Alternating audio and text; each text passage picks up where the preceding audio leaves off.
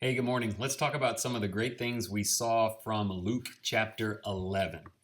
Jesus gives beautiful instructions on prayer. He teaches how to approach God, the importance of being persistent in prayer, and the crucial need for faith that God will answer us. He proclaims that God sends His Spirit and that His answers are always good. Jesus follows this by casting a demon out of a mute man. At this point, the Pharisees come on the scene accusing Jesus of working with the devil. They ask him for more signs to prove his relationship with God.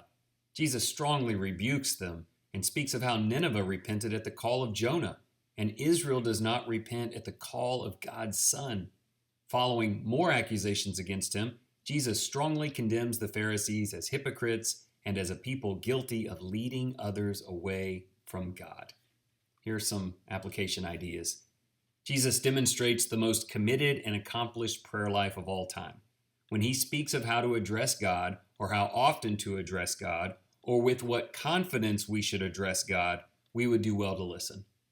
There will always be accusers like the Pharisees and hypocrites around us, but our connection with God is the power we must have to stand against them.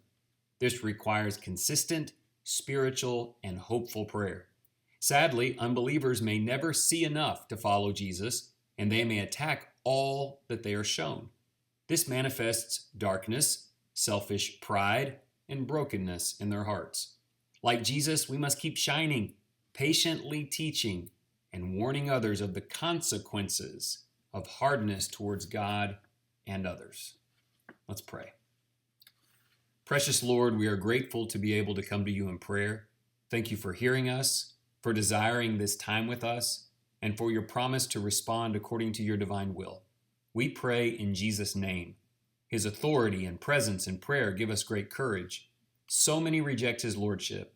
Some accuse him, some question him, while others will see his majesty and believe. Father, help us to always have believing, hopeful hearts.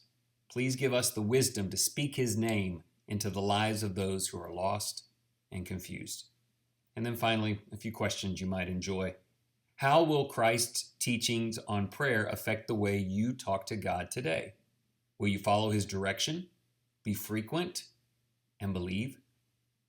Second question, the Father gives the Holy Spirit to those who seek guidance. What does that mean to you, and how are you comforted by this? And then lastly, hypocrisy is ugly. Jesus always sees right through it. If there's some area of hypocrisy in your life where you need to be honest with him, boy, prayer is useful for that as well. I hope that's encouraging to you and that you have a wonderful day.